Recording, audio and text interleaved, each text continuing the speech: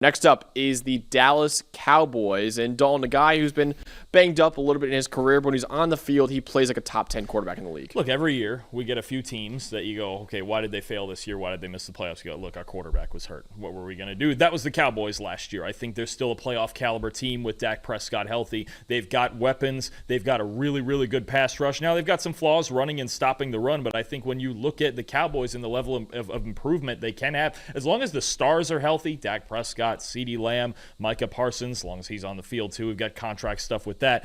I think as long as you have all of that, the Cowboys are at least a playoff caliber team and could realistically compete for a division title. It starts with Dak Prescott playing 17 games. Absolutely. And also helping out Dak Prescott is, of course, CeeDee Lamb, but also now the addition of George Pickens too. CeeDee Lamb, arguably a top 5 receiver in the NFL right now. He's 5th in WAR since 2022 and 2nd in yards after the catch since 2022, but he was mainly by himself last year. In fact, no other Cowboy wide receiver was in the top 80 of PFF grade last year. Now you bring in George Pickens, who's probably a top 35-ish receiver in football, maybe a top 30 receiver in the NFL.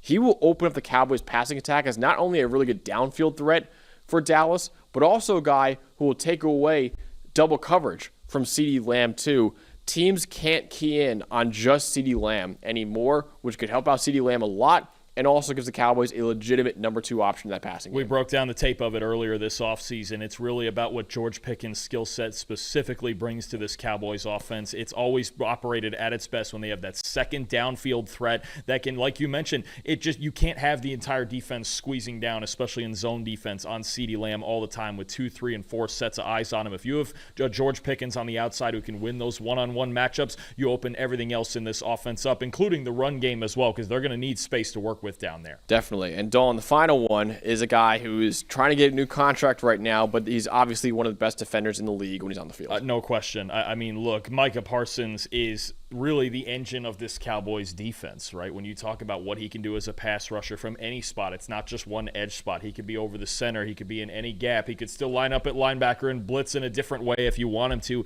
He's one of the premier defenders in the NFL, probably one of the top 5 defenders in the NFL. It's why they need to pay him. Let's just be honest, his defense would not be the same without him. He missed 4 games last year, and they weren't the same without him, but when he got back, I believe it was in Week 10, from that point to the end of the regular season, they had the second-best pass rush grade in the league. This team, if you get behind Dallas, you still have a major problem with all of the pass rush pieces that they have. That starts with Micah Parsons, one of the best in the game. Absolutely. So Dallas had a 7-10 record last year, but they did win the NFC East the year before, and I believe the stat is, I can't remember the last time there was a repeat champion in the NFC East. It's been a very long time. I think has it been 20 years? Close to, I think it's been 20 or maybe 20 plus years. They just don't get repeats in that division. So if you want maybe the biggest reason for any of the other 3 NFC East teams, it's that, well, history tells us the Eagles, the last 20 years, well, the Eagles just won't do it again. That might be the biggest reason for the Giants when we get to them, honestly. I'll probably see then knowing that stat, I'll be stupid enough to pick the Eagles. That might be the biggest reason for the Giants when we get to them.